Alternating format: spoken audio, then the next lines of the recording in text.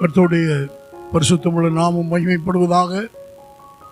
இந்த நாளிலும் நாம் ஒருமித்து கர்த்தரை உயர்த்துவதற்கு கர்த்தர் நமக்கு கொடுத்திருக்கிற இந்த நாளுக்காக கர்த்தருக்கு ஸ்தோத்திரம். ஆண்டவருடைய சமூகத்திலே கர்த்தர் நமக்கு தந்திருக்கிற எல்லா நன்மைகளுக்காக கர்த்தருக்கு நன்றி சொல்லி கர்த்தரை துதித்து நாம் ஆண்டவரை ஆராதிக்க போகிறோம். இருக்கிற இடங்களில் உங்களுடைய கண்களை மூடி தலையை தாழ்த்தி கர்த்தருடைய முகத்தை நோக்கி பாருங்கள். ஆண்டவருக்கு நன்றி உள்ளவர்களாயிருங்கள். எங்கள் அன்பின் பிதாவே, இந்த நல்ல நாளுக்காக நாங்கள் உமக்கு நன்றி செலுத்துகிறோம். நீர் நல்லவர், உடைய கிருபை என்றும் உள்ளது. நீர் மாறாதவர். கடந்த நாட்கள் நாம் எங்களோடு கூட இருந்தீர். ஆண்டவரே, நீர் ஒருவரே துதிக்கு பாத்திரர், எல்லா மகிமைக்கும் பாத்திரர். எங்களுடைய ஜீவியங்களில் இதுவரை நீர் எங்களுக்கு செய்து வந்திருக்கிற எல்லா நன்மைகளுக்காக நாங்கள் நன்றியோடுமை ஸ்தோத்திரிக்கிறோம்.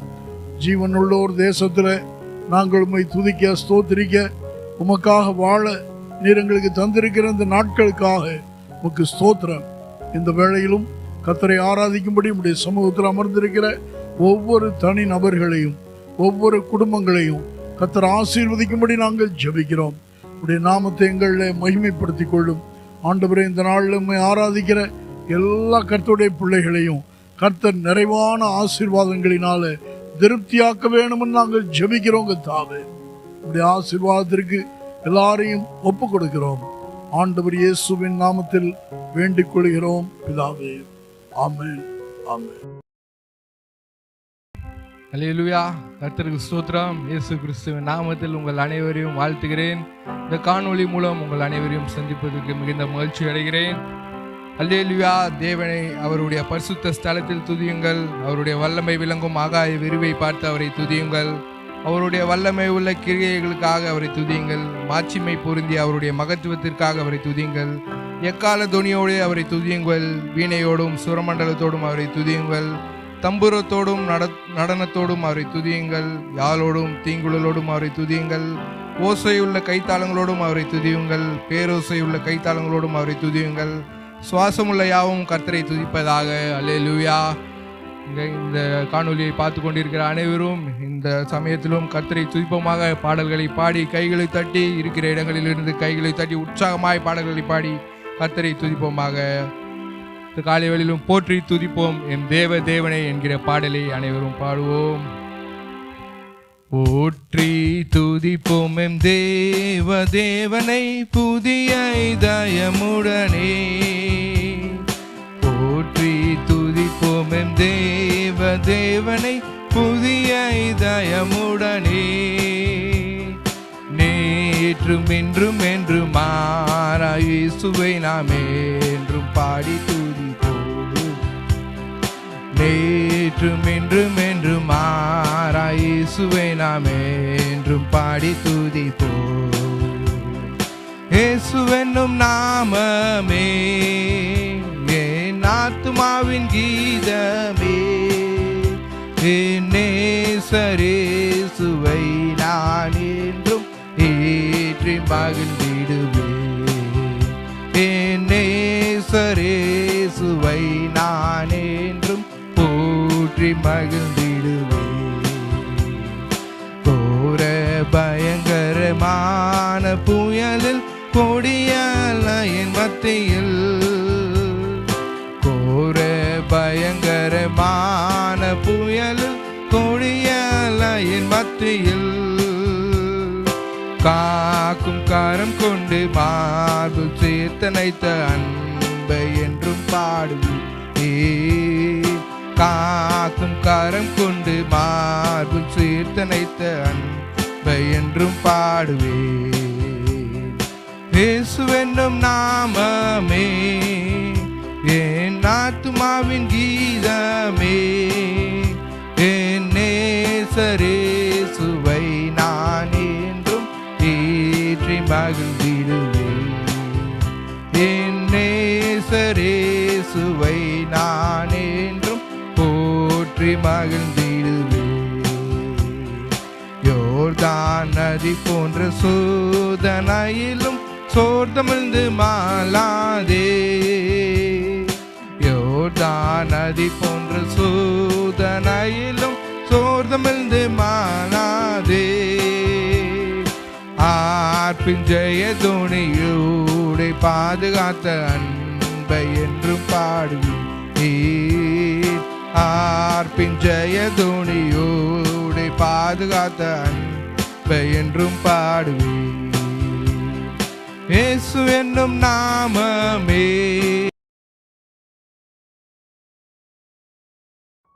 ஆண்டவராகிய இயேசு கிறிஸ்துவின் பரிசுத்தமுள்ள நாமம் மகிமைப்படுவதாக.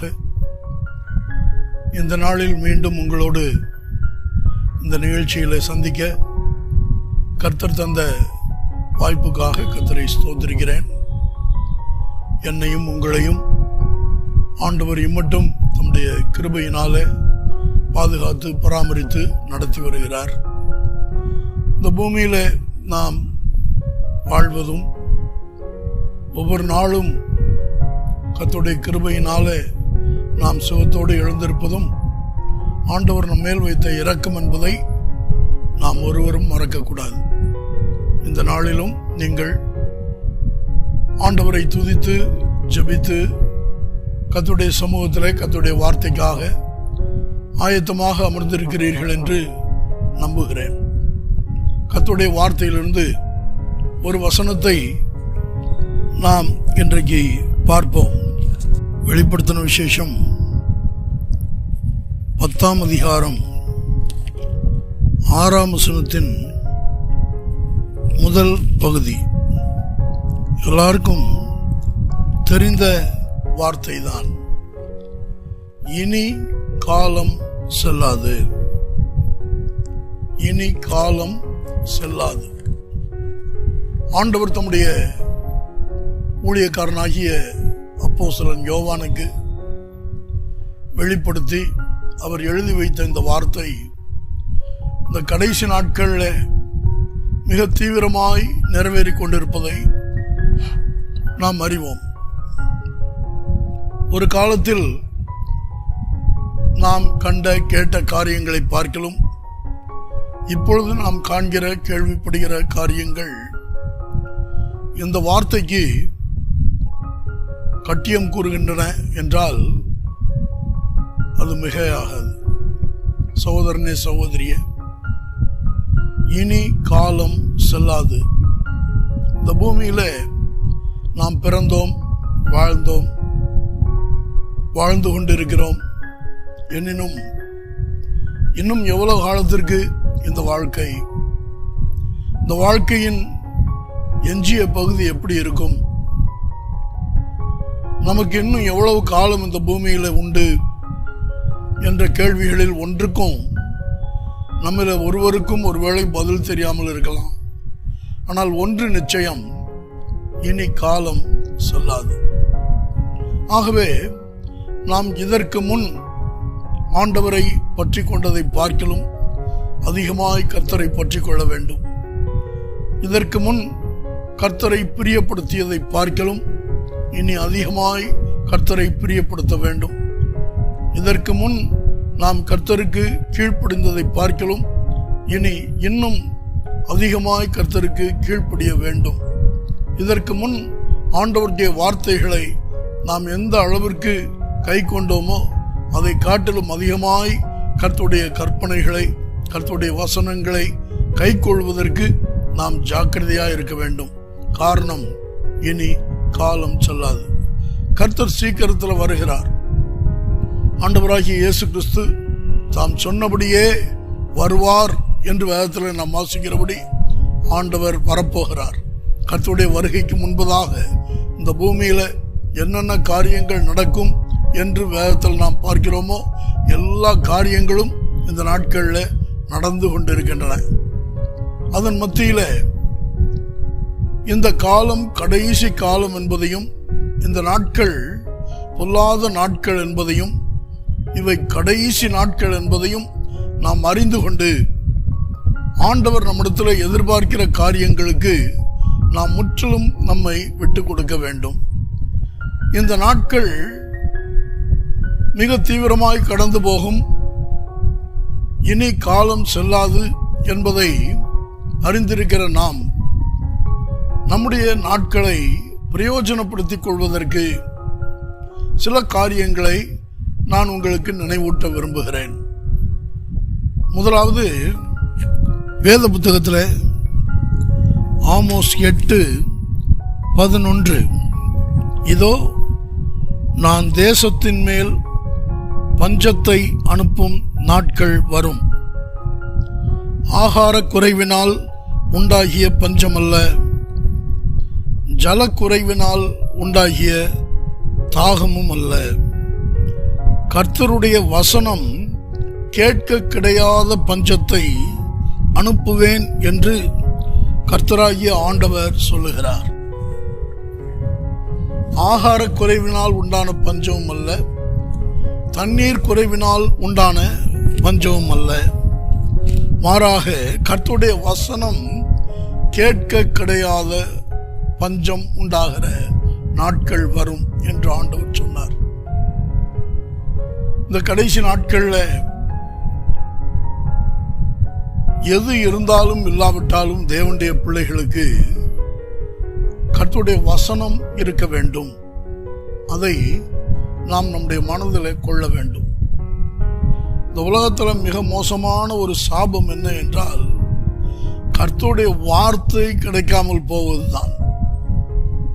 கர்த்தருடைய வார்த்தை கிடைக்காமல் போனால் தனி மனிதனுடைய வாழ்க்கையாகட்டும் அல்லது ஒரு தேசத்தின் நிலையாகட்டும் அத்தனையுமே பரிதாபத்திற்குரியதாக மாறிவிடும். வேத புத்தகத்தில் ஏலி என்கிற ஒரு மனுஷனை குறித்து நாம் வாசிக்கிறோம். 1 சாமுவேல் 3ஆம் அதிகாரத்தில் ஏலியின் வாழ்க்கையை குறித்த ஒரு பரிதவிக்கப்படத்தக்க காரியம் எழுதப்பட்டிருக்கிறது. பாருங்கள், நான் வாசிக்கிறேன். ஏலி ஆசாரியனாயிருந்த அந்த நாட்கள்ல எவ்வளவு பரிதாபத்திற்குரிய ஒரு காரியம் அது.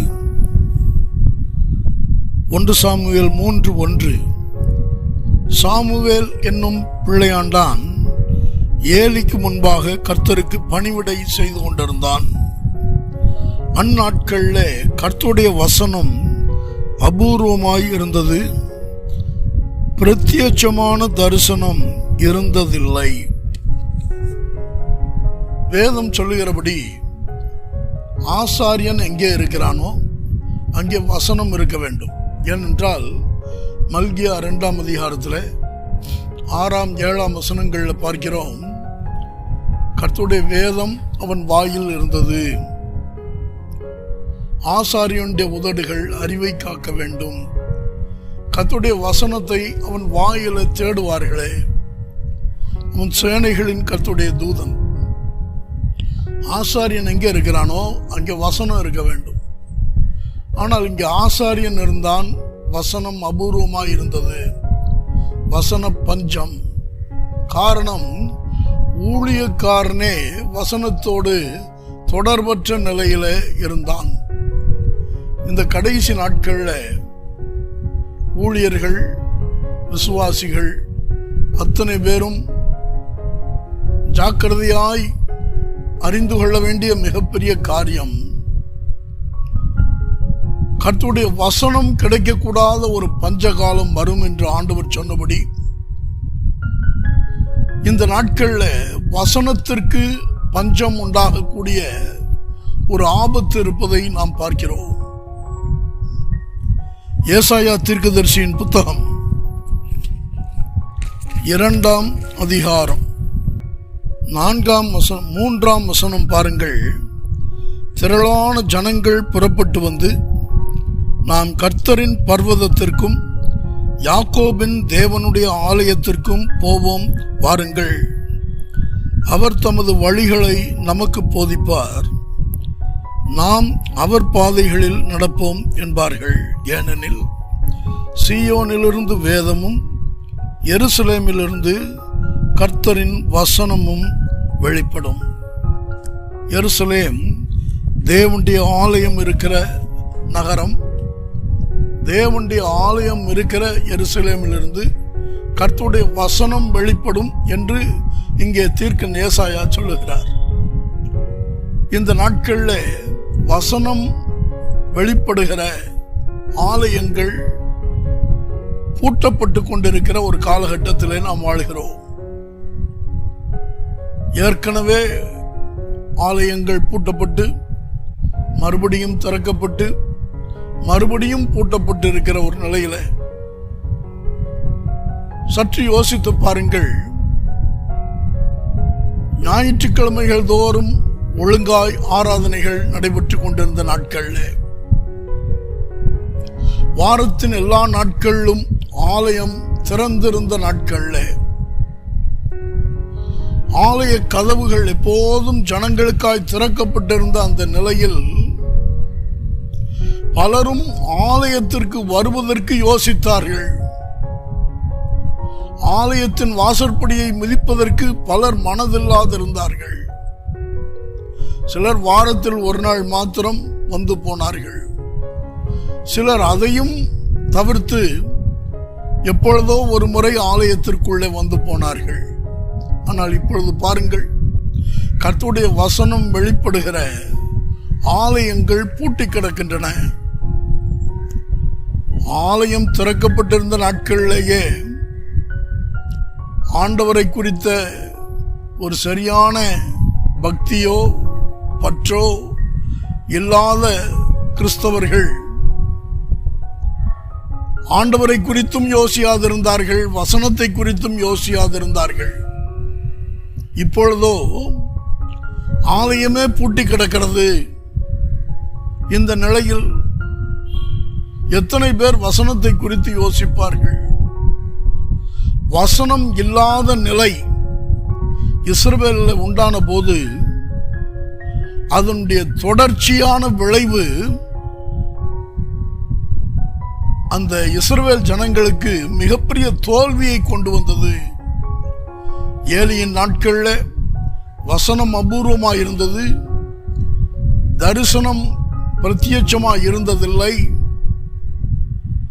அதன் தொடர்ச்சி பாருங்கள். ஆலயம் பூட்டப்பட்டு மாத்திரமல்ல, ஆலயத்திலிருந்து பெட்டி பிடித்து கொண்டு போகப்பட்டு பெலிஸ்தரால் இஸ்ரவேல் தேசமே கைப்பற்றப்பட்டு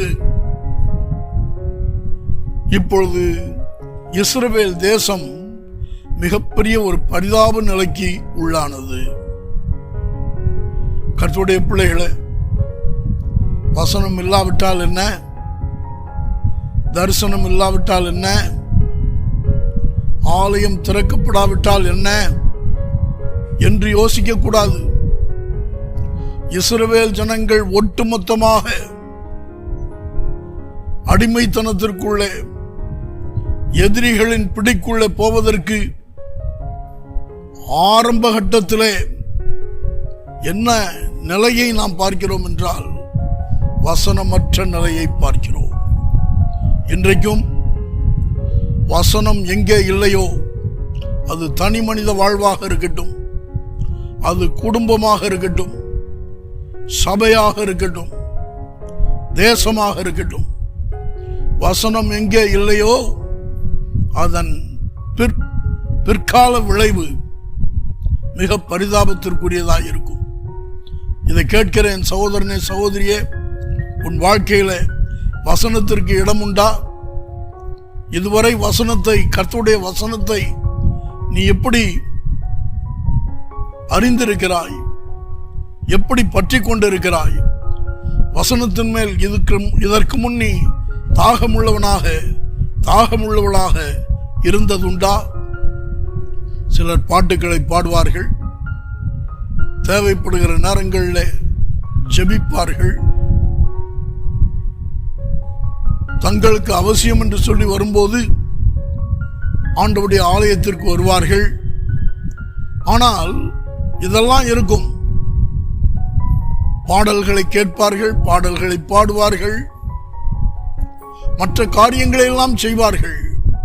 ஆனால் கர்த்தருடைய வசனத்தை, வேதத்தை கையில எடுத்து உட்கார்ந்து வேதத்தை வாசிக்க பல கிறிஸ்தவர்களுக்கு சரியாய் மனதில்லை. சபையில் இருக்கிற கர்த்தருடைய ஒவ்வொரு பிள்ளைக்கும் சொல்லுகிறேன், உன் வாழ்க்கையில வசனத்துக்கு இடமில்லாவிட்டால் அதனுடைய விளைவை நீ உன்னுடைய வாழ்வின் பிற்பகுதியில மிக மோசமான நிலையில சந்திக்க வேண்டியிருக்கும். கர்த்தருடைய வசனம் கிடைக்கக்கூடாத பஞ்ச காலம் வரும் என்று எழுதப்பட்ட வார்த்தையின்படி வசனம் கிடைக்கக்கூடாத ஒரு பஞ்ச காலத்திற்கு வந்திருக்கிறோம். நான் ஆலயத்தில் எத்தனையோ முறை சபை மக்களுக்கு சொல்லி இருக்கிறேன், சகோதரனே சகோதரியே, கர்த்தருடைய வேதத்தை ஒவ்வொரு நாளும் எடுத்து வாசிக்க வேண்டும், தியானிக்க வேண்டும், ஆராய வேண்டும் என்று சொன்ன நேரங்கள் உண்டு. இன்றைக்கு மறுபடியும் சொல்லுகிறேன், நீ உன் வாழ்க்கையில மற்ற காரியங்களை எல்லாம் செய்திருக்கலாம், ஆனா வசனத்தை கேட்கவும், வசனத்தை வாசிக்கவும், வசனத்தை தியானிக்கவும், வசனத்தை ஆராயவும் உன்னை ஒப்புக்கொடாமல் உன் வாழ்க்கையில வசன பஞ்சம் உண்டாகுமானால் இந்த வசன பஞ்சம் மிகப்பெரிய பாதிப்புகளை வாழ்க்கையில ஏற்படுத்தும்.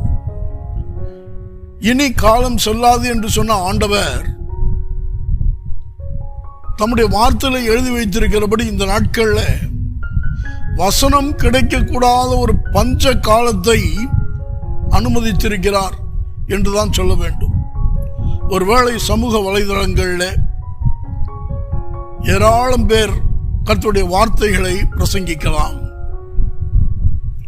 இரவும் பகலும் எந்த நேரத்தில் வலைதளத்தை நாம் அடைந்தாலும் அங்கே வசனங்களை பார்ப்பதற்கு ஏது இருக்கிறது என்று நீங்கள் சொல்லலாம்.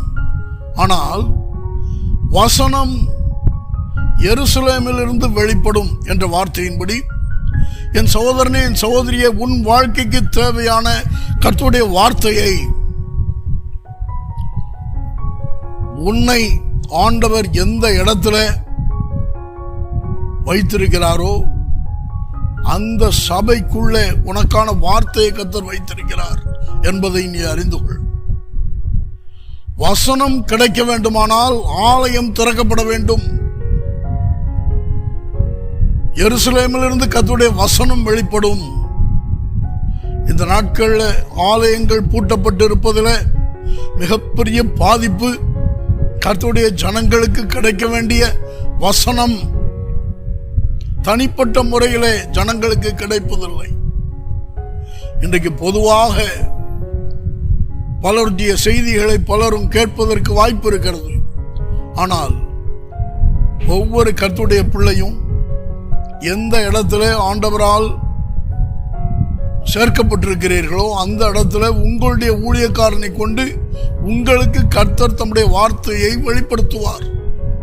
ஆகவே ஆண்டவரே, நாங்கள் மறுபடியும் கர்த்தருடைய சமூகத்தில் வருவதற்கும் ஆண்டவரை தேடுவதற்கும் கர்த்தருடைய வசனம் வெளிப்படுகிற ஆலயத்திற்குள்ள வந்து அமர்வதற்கும் எங்களுக்கு வாய்ப்புகளை உண்டாக்கும் என்று ஜெபியுங்கள். சிலருக்கு ஆலயம் பூட்டப்பட்டிருப்பது அதை குறித்து சற்றேனும் கவலை இல்லை, பாரம் இல்லை.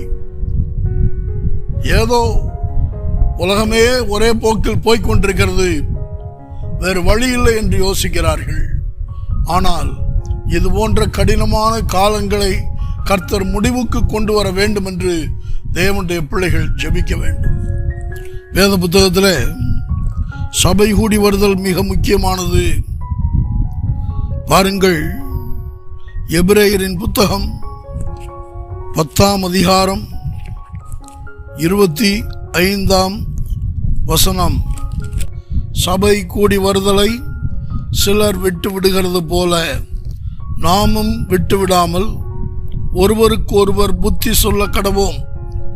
நாளானது சமீபித்து வருகிறதை எவ்வளவாய் பார்க்கிறீர்களோ அவ்வளவாய் புத்தி சொல்ல வேண்டும். நாளானது சமீபித்து வருகிறது. எந்த நாள்? கர்த்தருடைய நாள். ஆண்டவர் சீக்கிரத்தில் வரப்போகிறார். அதற்கு முன்பதாக சபை கூடி வருதல் மிக அவசியம் என்பதை ஒவ்வொரு கர்த்தருடைய பிள்ளையும் உணர வேண்டும். ஆனால் இந்த நாட்களில் ஆலயங்கள் பூட்டப்பட்டிருக்கிற நிலையில கர்த்தருடைய பிள்ளையே, ஆலயங்கள் திறக்கப்படுவதுதான் ஆசீர்வாதத்தின் நாட்களாக இருக்கும் என்று நீங்கள் நம்புங்கள். சபை பூட்டப்பட்டால் சபையிலிருந்து வெளிப்பட வேண்டிய வேதம் வெளிப்படுவதற்கு வாய்ப்பில்லை. மாத்திரமல்ல, ஆலயம் திறந்திருக்கிற நாட்கள் ஆசீர்வாதத்தின் நாட்கள். பழைய ஏற்பாட்டு நாட்கள்ல ராஜாக்கள் மாறி மாறி வந்தார்கள். சில ராஜாக்களுடைய நாட்கள்ல ஆலயத்தின் கதவை பூட்டினான் என்று எழுதப்பட்டிருக்கிறது. ஆனால் எசேக்கியா ராஜா போன்ற ராஜாக்களுடைய நாட்கள்ல ஆலயத்தின் கதவை திறந்தான் என்று எழுதப்பட்டிருக்கிறது. ஆலயத்தின் கதவு திறக்கப்பட்டிருக்கிற நாட்கள் தேசத்துக்கே சுபிட்சத்தின் நாட்கள், ஆசீர்வாதத்தின் நாட்கள், மகா மேன்மையான நாட்கள், பொற்காலம் என்று சொல்வார்களே, அதுபோல சில ராஜாக்களுடைய காலங்கள் இஸ்ரவேலுடைய வாழ்க்கையில பொற்காலமாக இருந்தது. காரணம், அவர்களுடைய நாட்கள்ல ஆலயம் திறக்கப்பட்டிருந்தது. எசேக்கியா ராஜாவின் நாட்கள் ஆலயத்தை திறந்தது மாத்திரமல்ல, அங்கே பிரமாணங்கள் அடங்கியிருந்த வேதத்தை கொண்டு வர சொல்லி அந்த வேத சுருளை வாசிக்க கேட்டு அதன்படியே தேசத்திலே நடைபெற வேண்டிய காரியங்கள் நடைபெறுவதற்கு ராஜா ஆசாரியர்களை கொண்டு ஜனங்களுக்கு போதித்தான் என்பதை எசேக்கியா ராஜாவை குறித்து நாம் வாசிக்கும் பொழுது அறிந்து கொள்ள முடிகிறது. கர்த்தருடைய பிள்ளைகளே, இந்த நாட்களில் ஆண்டவர் ஆலயங்கள் திறக்கப்பட்டு கர்த்தருடைய வேதம் கற்பிக்கப்படுகிற, வேத வசனங்கள் வெளிப்படுத்தப்படுகிற, வசனத்திற்கு தடையில்லாத பஞ்சமில்லாத ஒரு காலத்தை கர்த்தருடைய பிள்ளைகள் அனுபவிக்கத்தக்கதாக கர்த்தர் இந்த நாட்களை நமக்கு ஆசீர்வாதமாக்கி தருவாராக. இனி காலம் செல்லாது. எனவே இதற்கு முன் நீங்கள் ஒருவேளை ஆவிக்குரிய காரியங்களை குறித்து அசட்டையா இருந்திருக்கலாம். கர்த்தருடைய காரியங்களை கைக்கொள்வதை குறித்து எந்த விதமான ஒரு கரிசனையும் இல்லாது இருந்திருக்கலாம். காலையில் எழுந்திருக்கிறோம், அவரவர் வேலைகளை செய்கிறோம், போகிறோம், வருகிறோம் என்கிற நிலையில மாத்திரம் சிலருடைய வாழ்க்கை கழிந்திருக்கலாம். கர்த்தரை குறித்தும், வேதத்தை குறித்தும், ஆண்டவருடைய வசனத்தை குறித்தும், ஆலயத்தை குறித்தும், தேவனுடைய பிள்ளைகளோடு இருக்கிற ஐக்கியத்தை குறித்தும், கர்த்தருடைய வருகையை குறித்தும், கர்த்தருடைய ராஜ்யத்தை குறித்தும் எந்த விதமான எண்ணமும் இல்லாமல் வாழ்ந்திருக்கலாம். ஆனால் இன்றைக்கு மனதில் கொள்ளுங்கள், இனி காலம் செல்லாது. கர்த்தருடைய வருகை தாமதிக்கிறது என்று சிலர், அவர் எப்பொழுது வருவாரோ, அவர் வரும்பொழுது வருவார், அதற்கு இன்னும் காலம் இருக்கிறது என்றெல்லாம் யோசித்துக் கொண்டிருந்த காலம் உண்டு. ஆனால் இந்த வேத புத்தகத்தில் என்னென்னலாம் எழுதப்பட்டிருக்கிறதோ, ஆண்டவருடைய வருகையின் நாட்களில் அவருடைய வருகைக்கு முன்பாக என்னென்ன நடக்கும் என்று ஆண்டவராக இயேசு சொன்னாரோ அத்தனை காரியங்களும் மத்தேயு 24ஆம் அதிகாரத்தில் நாம் வாசிக்கிறது போல அத்தனை காரியங்களும் இந்த நாட்களில் தொடர்ந்து நடைபெற்று கொண்டிருக்கிறது. அதில் ஒன்றுதான் கொள்ளை நோய்கள் உண்டாகும் என்ற வார்த்தை. மருத்துவத்தினாலே எந்த விதத்திலும் சரி செய்ய முடியாத கொள்ளை நோய். என் அருமையான கர்த்தருடைய பிள்ளையே, கர்த்தருடைய வருகை மிக சீக்கிரம் என்பதை இந்த உலகத்தில் அவர் சொன்ன அடையாளங்கள் எல்லாம் நமக்கு நிரூபித்துக் கொண்டிருக்கிறது. ஒரு பக்கம் கர்த்தர் வரப்போகிறார் என்பதை நாம் மனதில் கொள்ள வேண்டும். மறுபக்கம் மனிதனுக்கு எந்த நிமிஷத்தில் மரணம் சம்பவிக்கும் என்று தெரியாத நாட்களில் நாம் வாழ்ந்து கொண்டிருக்கிறோம். சிறு குழந்தைகள் துவக்கி பெரியவர்கள் வரை யாருக்கு எந்த நேரத்தில் சரீரத்தில் எந்த பாதிப்பு உண்டாகும் என்று யாராலும் கணிக்க முடியவில்லை. வீட்டுக்குள்ள இருக்கிறவர்கள் அல்லது வீட்டுக்கு வெளியே எப்பொழுதோ ஒரு முறை போய் வருகிறவர்கள் அல்லது மாதக்கணக்காக வீட்டை விட்டு வெளியே வராது இருக்கிறவர்கள் உட்பட பலரும் பாதிக்கப்படுகிறார்கள். இதுல சிறியவர்கள், பெரியவர்கள், வயதானவர்கள், வாலிபர்கள், ஆண்கள், பெண்கள், குழந்தைகள், முதியவர்கள் என்றெல்லாம் வித்தியாசமே இல்லாதபடி மரணம் தொடர்ந்து நடைபெற்று கொண்டே இருக்கிறது. ஒரு காலத்தில் என்றைக்கோ ஒரு நாள் மரண செய்தியை கேள்விப்படுவோம். ஆனால் இன்றைக்கு காலையில் எழுந்த உடனே நம்முடைய அலைபேசியில நமக்கு என்னென்ன செய்திகள் வந்திருக்கிறது என்று பார்க்கலாம் என்று திறந்தால் ஒவ்வொரு நாளும் இவர் மரித்து போனார், அவர் மரித்து போனார் என்று நமக்கு அறிமுகமான பலர் மரித்து போன செய்திகளை நாம் தினந்தோறும் கேள்விப்படுகிறோம். இன்றைக்கு யார் முறை, நாளைக்கு யார் முறை என்று யாருக்கும் தெரியாது. என் சகோதரனே, சகோதரியே, மரணமோ ஆண்டவராய் இயேசு கிறிஸ்துவின் வருகையோ எப்பொழுது நம்மை எதிர்கொண்டாலும் கர்த்தருடைய ராஜ்யத்திற்குள்ளே செல்வதற்கு நாம் ஆயத்தமாக இருக்க வேண்டும். ஆகவே விளையாட்டாக வாழ்க்கையை கழிக்காதீர்கள், ஏனோ தானோ என்று வாழ்க்கையை கழிக்காதீர்கள். உலக பிரகாரமான காரியங்களுக்கு உங்களுடைய வாழ்க்கையை விட்டு கொடுத்து ஆண்டவருக்கு பிரியமில்லாத ஒரு வாழ்க்கை வாழ்ந்து கொண்டிருந்தால் உலக வாழ்க்கையையும் இழக்க நேரிடும், நித்தியத்தையும் இழக்க நேரிடும். ஆகவே ஆண்டவருடைய நித்திய ராஜ்யத்திற்குள்ள போய் சேர வேண்டும் என்கிற அந்த ஜாக்கிரதை உணர்வோடு கூட இனி காலம் செல்லாது என்பதை மனதில் கொண்டு பயத்தோடும் பக்தியோடும் ஆண்டவரை சேவியுங்கள்.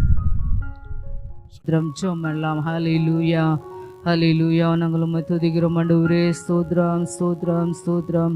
பரிசுத்த பிதாவே, நன்றி நாங்கள் துதிக்கிறோம், ஸ்தோத்திரிக்கிறோம். இந்த நாளில் கூட கர்த்தாவே நாங்கள் உம்மை ஆராதிக்க, ஜெபிக்க, ஆண்டவரே உம்முடைய வசனங்களை தியானிக்க கர்த்தர் கொடுத்த நல்ல கிருபைக்காக நன்றி நாங்கள் துதிக்கிறோம், உம்மை ஸ்தோத்திரிக்கிறோம் ஆண்டவரே. ஸ்தோத்திரையாம் அப்பா, ஸ்தோத்திரம். இந்த நாளிலே ஆண்டவரே நீர் எங்களுடைய பேசின வார்த்தையின் படி கர்த்தாவே இனி காலம் செல்லாது என்ற வார்த்தையின்படி ஆண்டவரே அப்பா இனி காலம் செல்லது ஆண்டவரே.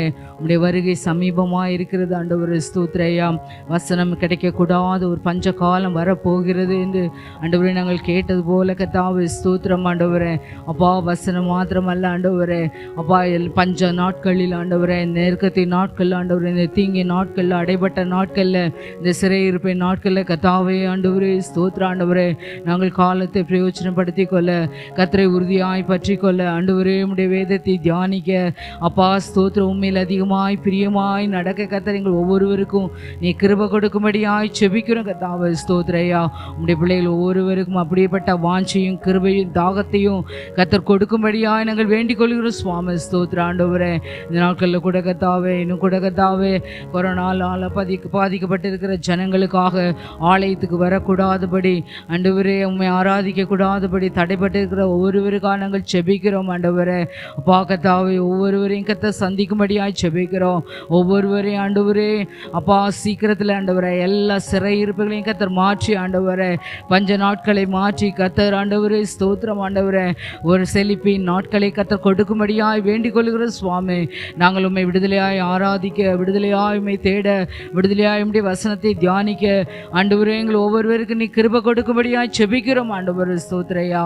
உம்முடைய கரங்களை தாழ்த்தி ஒப்பு கொடுக்கிறோம் சுவாமி. ஸ்தோத்திரம். உம்முடைய பிள்ளைகள் ஆண்டவரே ஒவ்வொருவரையும் நீ ஆசீர்வதிப்பீராக.